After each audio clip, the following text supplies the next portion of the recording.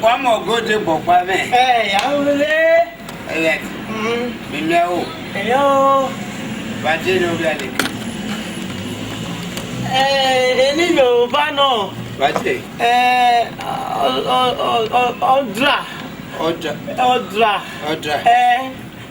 Odra.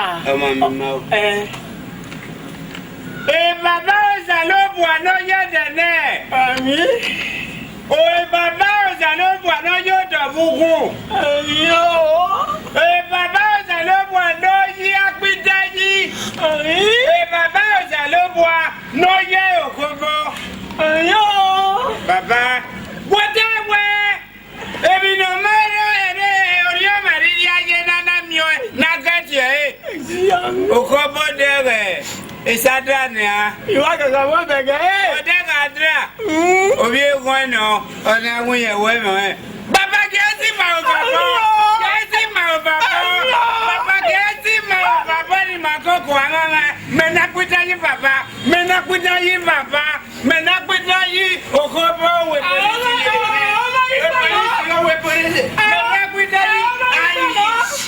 Irish. Oh my God, Irish.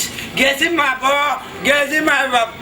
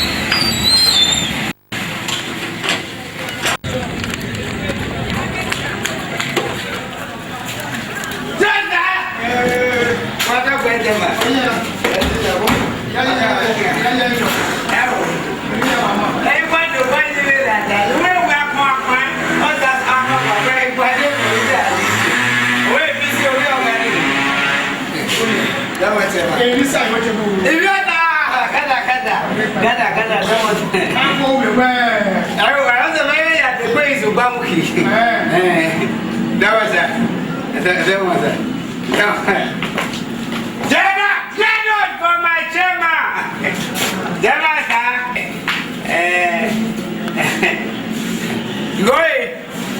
A chairman, my is there. All the go back on Moria to Bogiva. A busy. Yeah, fire you. I'm fire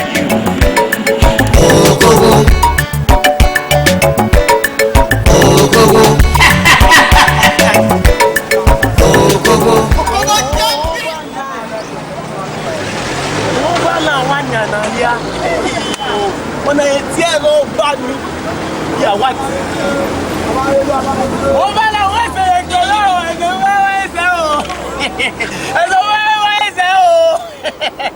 if I not deliver, yeah, what deliver? So then you want your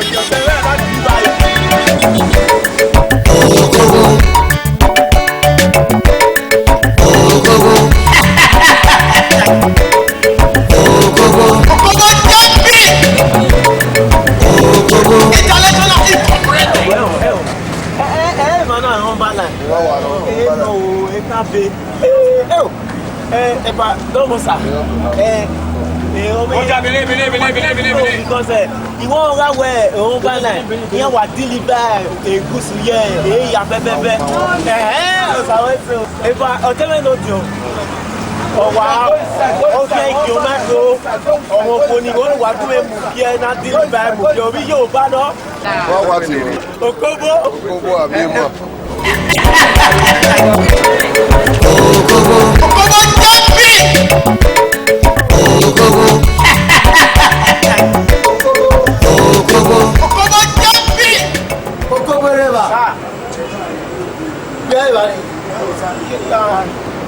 I've been warning you for several times.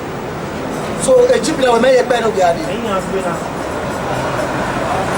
Who you want you? I better not move here. Chadina no be outside of the valley. Yalu, I better not move here.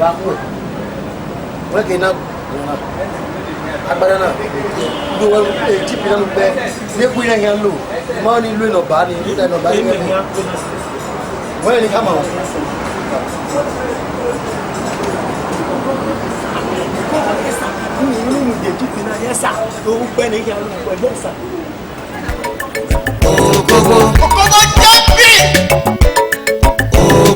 International Incorporated. OKOBO Amiema.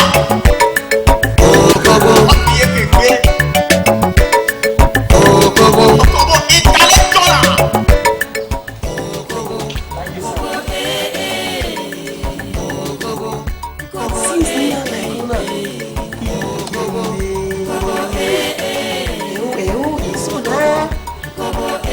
Magic, no one who on the other magic.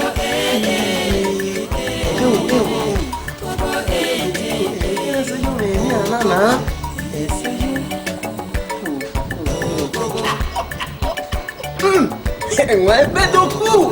It's baby.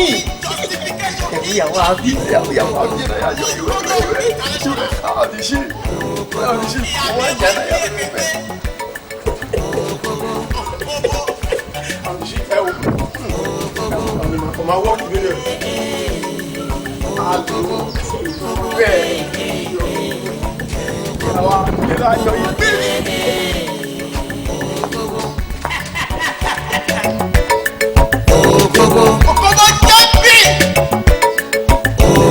International Incorporated.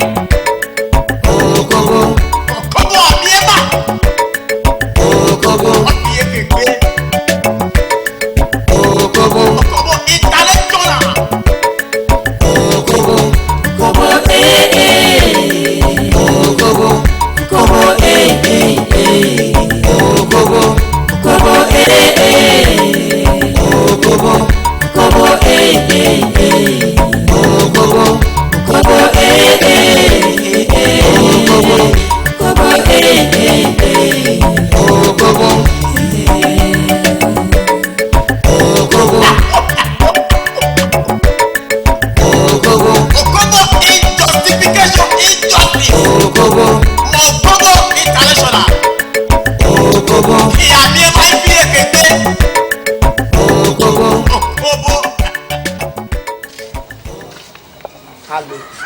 Yes, any problem? Can I help you? Quite like you, well, myself. Flat government. Ani imani ni ati government no. No wati agbeni yo government no. Iko lo ni ato la agbon yi na wa bu ade. Are you mad? Nah. Is anything wrong with you? Yeah. Hey. Mo ti rí lára ẹ pon ṣire. Ọpọlọ ẹ ti yí. Ṣá kúrò wájú mi torí mi ní nǹkan tí mo fẹ́ sọ fún ẹ. O ma polo eni na meru yo no na meru yo o se e. Ṣó mọ lébi ton kan wọ́n wèrè sí. Kí tó la ojú mi kí n tó di kó ti lọ síbẹ̀ nísìn torí tí n bá wọnú ilé jáde á pọ̀ fún ẹ mo ti sọ fún ẹ. Mo ní o kúrò wájú mi o gbọ́ràn ni. Erika ta na peta yi wa ya neru me na ni na iwado asunu da na iwado na asunu da na because ru ni o no egbe won o we wa lu we mi no ma me jo we e ya me ya useless o ko me li we no ko me ba wa ko ja mi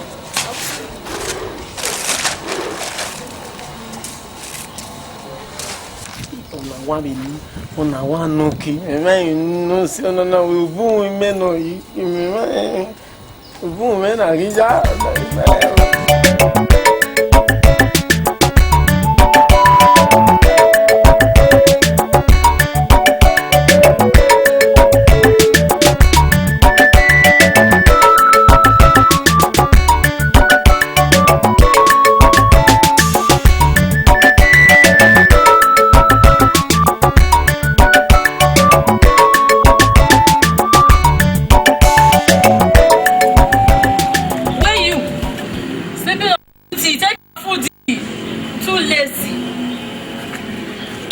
Compete, what did they call you? What are we wearing? Can you take your food? Take it. But who can get that one? Ça c'est pour chien. C'est pas pour toi. Then I start to push him. Women, whoever was at the push him. But now don't be your own dog. Dog. Huh? Oh, my God, woman, and your boy, any man. Okay, is there gonna by your wedding? Movie second or car. I'm my chief security, no weather. C'est pour toi. C'est pour chien. Okay, get out of your home. Okay, when I get out of your home. Laisse-moi. Busy me.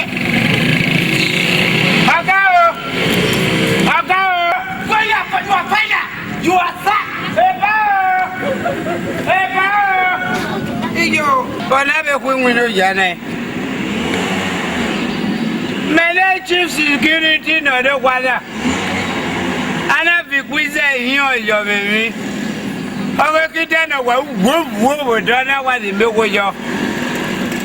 Oh, ma, over making a yard, we have a good enough. Make it out of boy to our get to know about. I did not know what they would do. Everybody,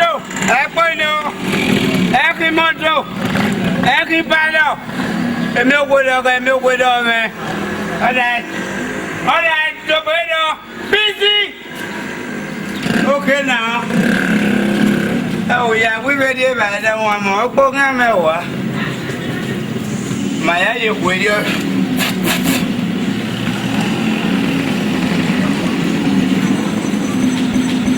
Baby, no, we are one of your boys. No, one year ago, I got lay out here.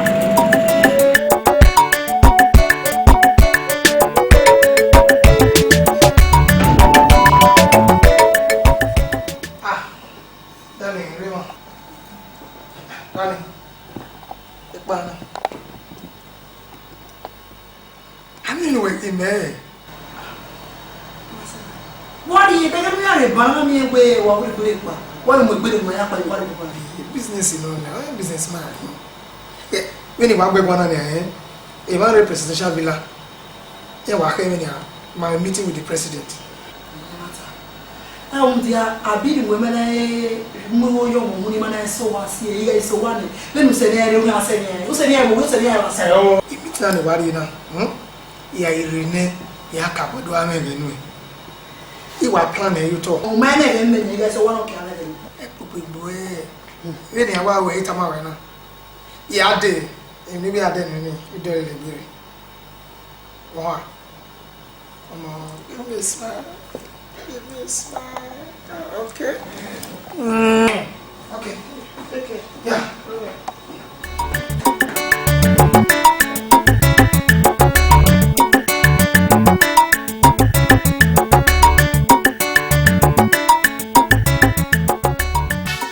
I'm not just happy.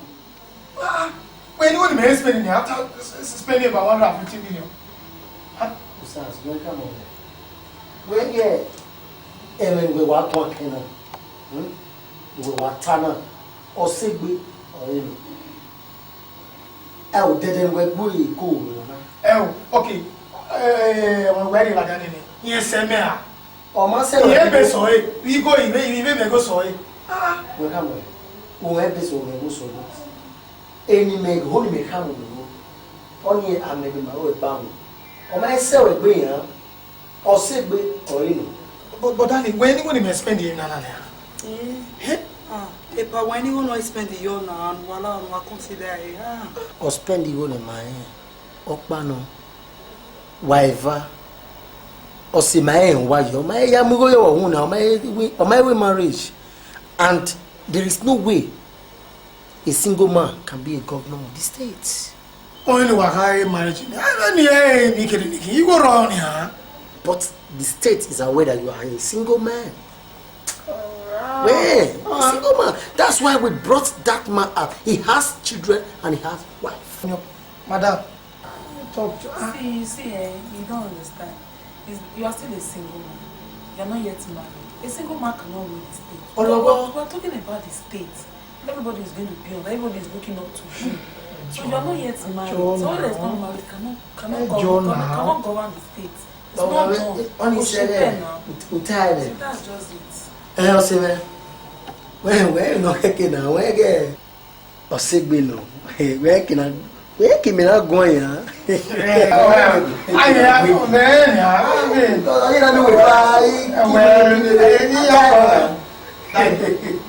Oh, I tell you, Maria, don't worry, it will be okay. Bros, is what is Yes. Ma,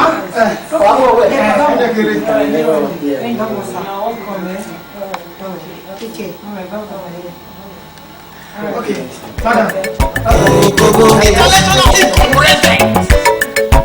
OKOBO. OKOBO Amieba. OKOBO. OKOBO. OKOBO international. OKOBO. OKOBO. OKOBO.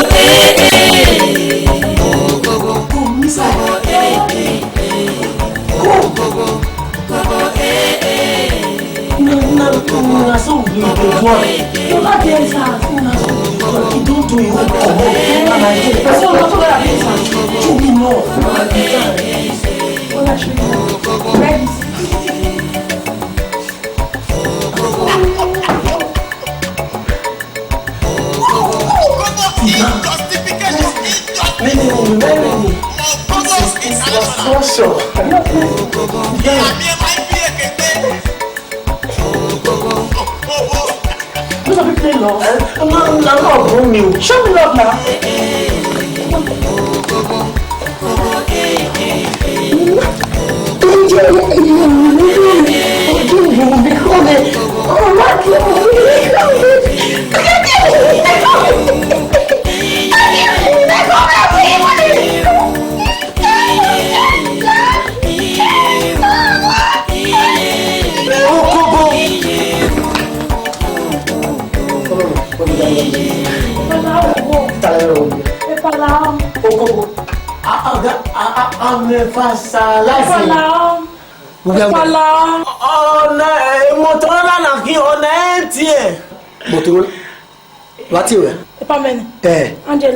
Angela. OKOBO. I'm fascinating. You have we go ogun aja we ki wana. Ah?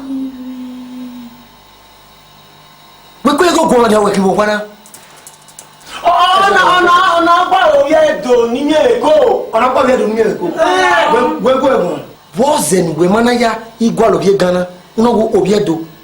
o que ando e mo a joga me peri je wera e que no que o je ko wa now okobo wa ku kwa na mi kera agbon ma ba mi o ya wina to lu be se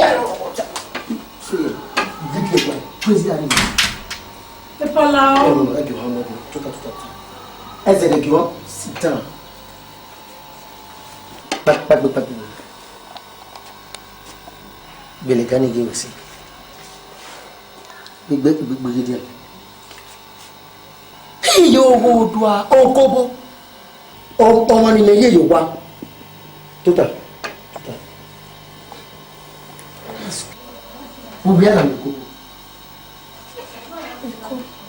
okobo ogbo ma dia me oyelo e pe ma ya to me ru yo na wa na gwegwe ime ni okobo wo de na we ndi yo bo de dem lu walo this is my house this is even the smallest one we no why am I oh when you go na I want you to check in no when I don't want you ya ni go that will make sure I spend my cash on you that boy I don't want to see you with okobo again when you come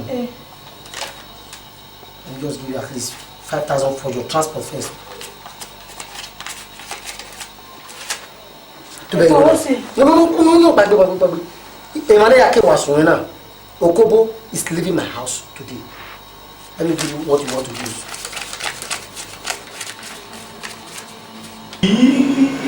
ọwọ́ mi ló yọ ọgbọ́n níka ọ̀hún kan tí ọ̀hún ìwọ́n tí mo kóbó ọ̀rẹ́ ni mẹ́rin lóra wàyà mímọ̀ tó ló la iná ìlú ọmọ tí ẹ̀ gbé lára ọ̀yà múlò náà ọmọ ẹ̀gẹ́ dídí máa fẹ́ dí máa rẹ̀ mẹ́gbò ní sáwọn àyà mẹ́ yá mú ẹ̀ ọmọ ní àná yìí mú jà yìí ìgbẹ́ sọ̀wọ́ ọ̀yà lè lè mẹ́ ọwọ́ ìgò ọwọ́ àgbìgẹ̀ kó àpọ̀ lóòtì. By the time through with Okobo will know that he is a slave in this house. When you want any other one, let me know. Okay. I will say. Understand me? Where's your Kissing Obo. Oh, kissing Obo. Oh, finish me. Oh, kissing Obo. Oh, finish me.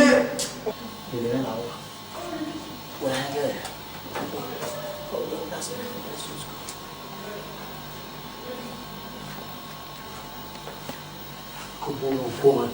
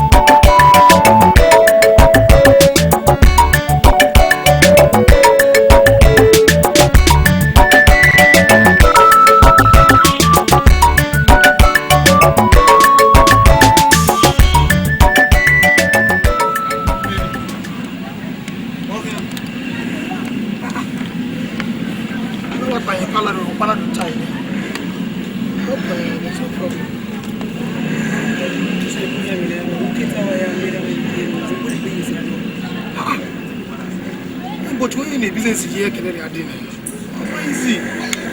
Then I got a business here. I really made a mess of a model. Who away on way you can. Who a man who you want me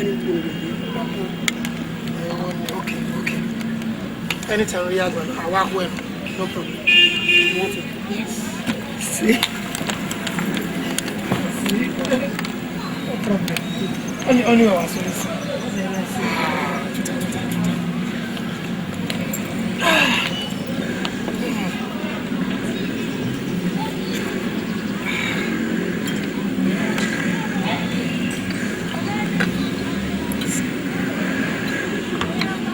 So anytime you am maybe back tomorrow. I go prepare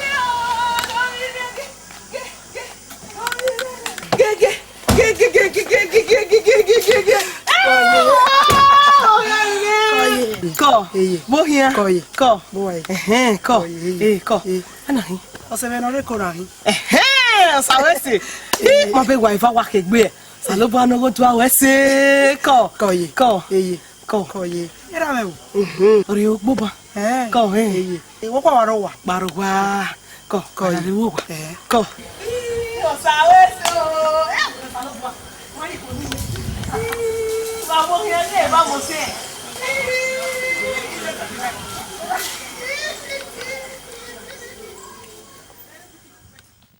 Lare. Abiesibo. Okpa ban. Ori do si o re ban. O gbe anori ko ke ori no we yan o mi. Ya we gba ojo to ge o re ban. We amia. Ye, ombo suwa. Deden Osazuwa pa ari ko yi.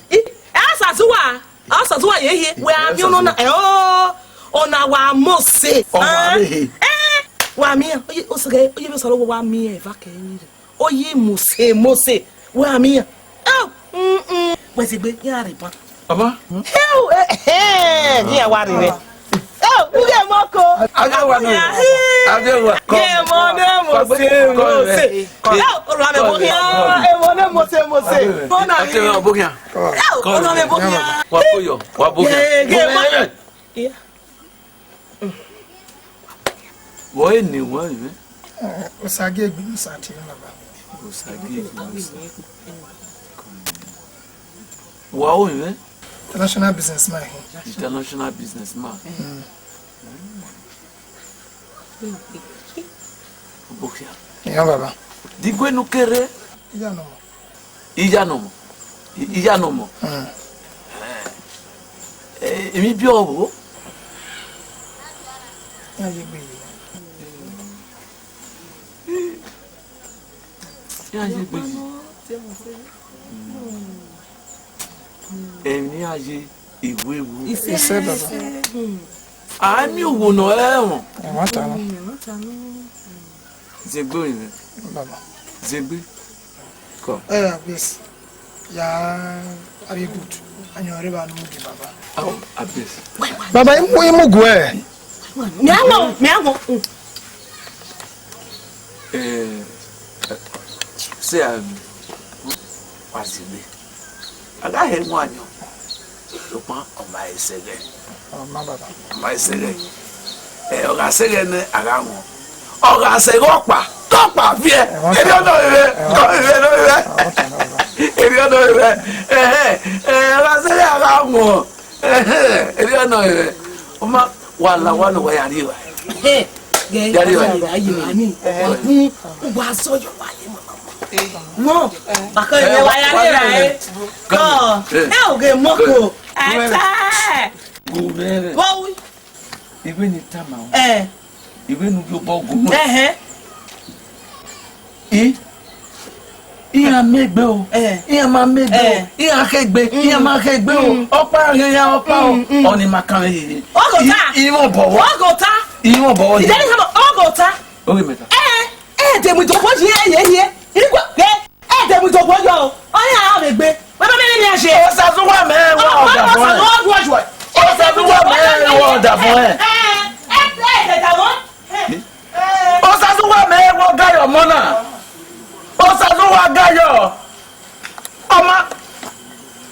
yo be va gwa o iya dogo ga o nu wa deti nu wa de wa giara wa gogwa Abiewa. Sir. Eye ba ke gwegwa sin. Eye ba. Omoni. Omego. Omemoto. Omo wanibu. Ome fe debe no keke. Sopa. O keke no negbo. Bon amigo. Yeah. Aye no ni baba maka ma we kini edo o maka ma we kini edo a ke ye we bori a odu e ke ye we bori odu e ke ye we bori tare go odo baba o ke dia di he ye we bo o be ko do be tere e ye we bo lo ni a le go ni a aw igbe fi wi o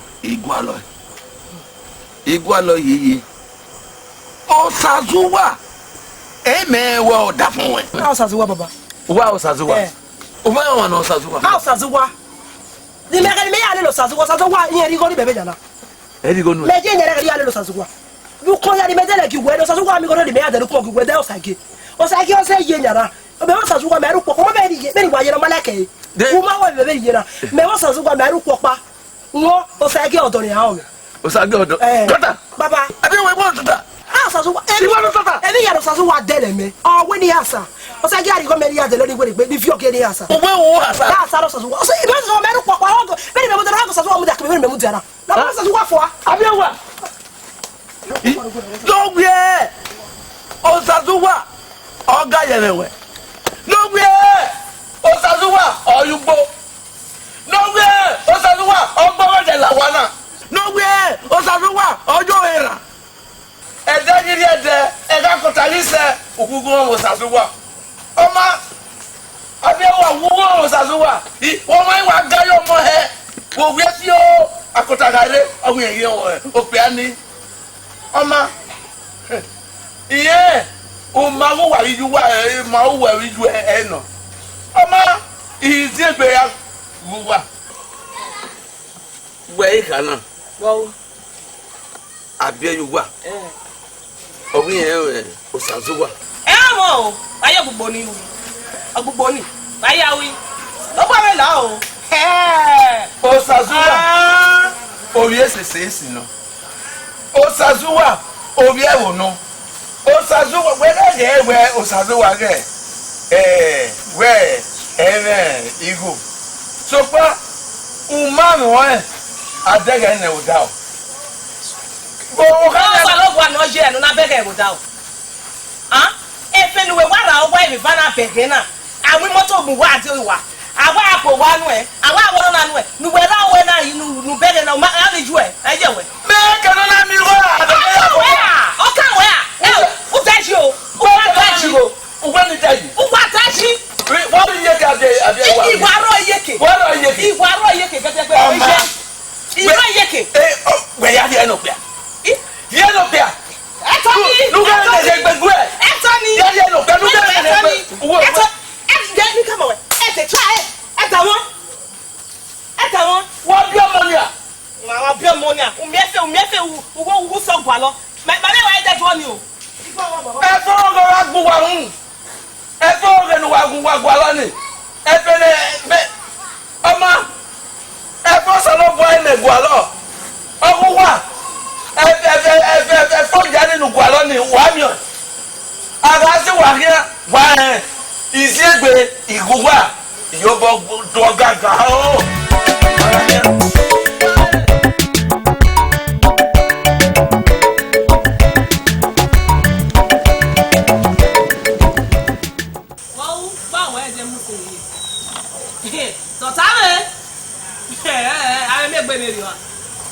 God you for your there you for your yeah dino salopo wa ya yuwa e ba ni o ma ro pa e ti lu to bo yuwa e meni me na ra gbon mo jo fo ade to ade to tare ta e on iwa me joro na le la so ni elesi wa joro e wo te ku me tele he deru do gbe ni me ma ye les we Tony he Osawe Oga Bonaga ni Oga na Osawa woni we Tony èmi ó pano na ya dugbe ni èmi ó di ma ta ni adie agogo we adie ike no bo ma ni bo ye no na iwa gbogbo me wa yi ó gbegbo a o me wa de gbegbo yeye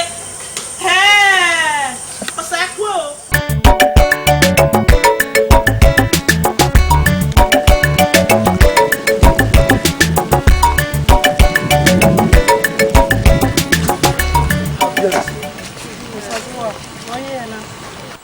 Eruwe wa yagun. Ya ka yagun. Owo kan ni muse. Ru dawe. Ugbera e wa gbe si. O yagun gbe na me tebe ka me be ni. Era tamare. Yanwe. Yan ga di we me. Because e gbe yagun e gbugbo. The night ka me ni. Wo Abi o se e ka we yo. Owo ka we ni muse. O mo na mama o gba koko to pa. Mu e dede. Last ko don ni pe we no fun we na ya bo je. Ìjọba má gùn rẹ̀ ó gbé kí wàá dènà abẹ́rẹ́sì núpò ìkápá ẹ̀ mú púpọ̀ náà ìdánimú ẹ̀káwé àmú púpọ̀ náà dé ìdéwìn ló wá mú sí náà ìgbé kí wọ́n mú. Dale ìmọ̀tọ́ ìwọ. ọ̀rẹ́ fọ́ọ̀tì kiri náà wọ́n náà mẹkáníkì dọ́lẹ̀ yìí máa ní àwọn ìgbésẹ̀ wà bá rẹ̀. Ok oko so ma ni giye me mu na gbogbo no woni ri go ni e yan ti ri le na o de Ye were ne. e ya ri le na Abẹ́rẹ́sì. na mi e No, because Waka bon winner. Me fine man like this, Waka bon winner. So, Omake no. see you get pa Okay, bye.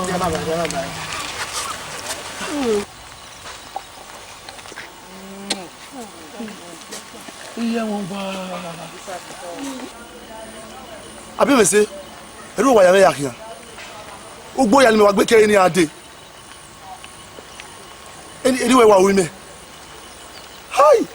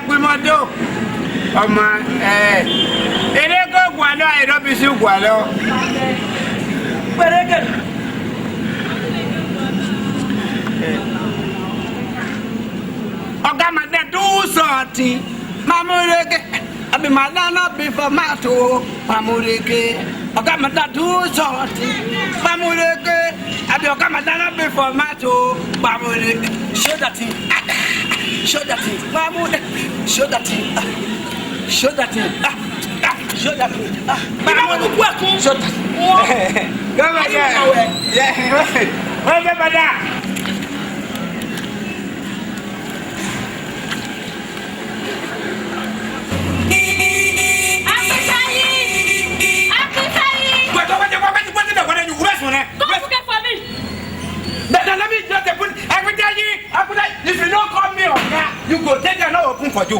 Appetite for me. Yes, wait for you. What is that going on? Never come on.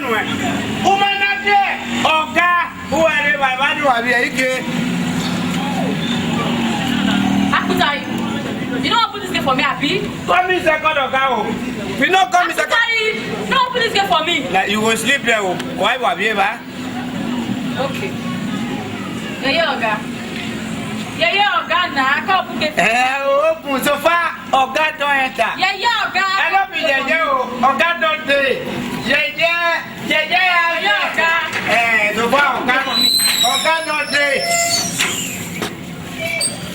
They go. Now because that Fence or bushy. Appetite. All this life will not be bush. They go. Tell man out. Hey, Bessie, you got to share that. They go. The mala, the bushy. What by one? The mala, the bushy. When no. Did I Maurice? The bad Maurice, the mala, the bushy. You got to say. I can't go. Bata come to Atafo the bushy.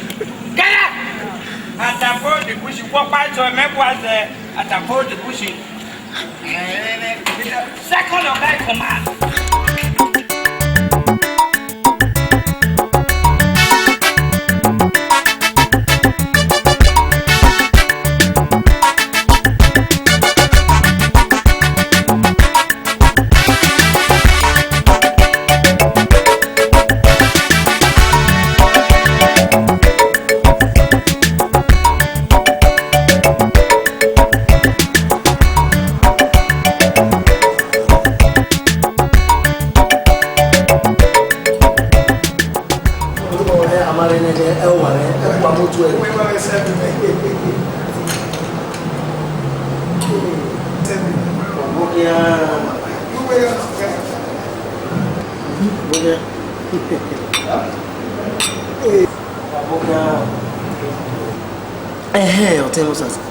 One we may be tired, we 100 million car is dying. Oh, 100 million is too small. Why don't make it 150 million?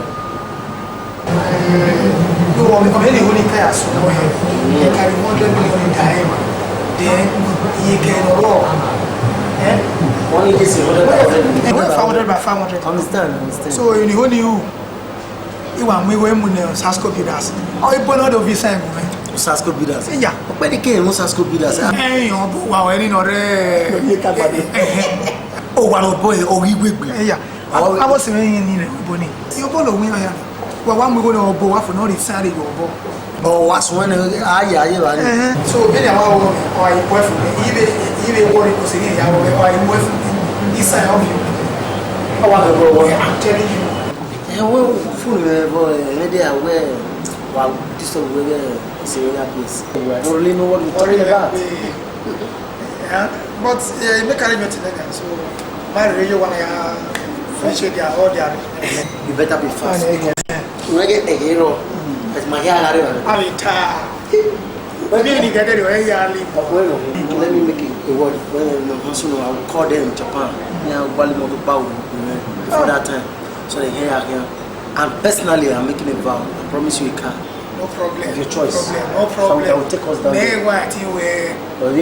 And the way I'm guessing, no, she's. Yes, but you know, when they want to taste.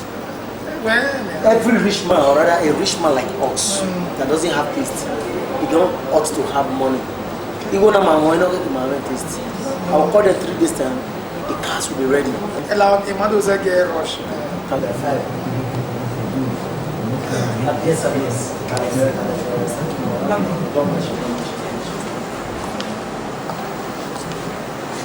You read a easy, me.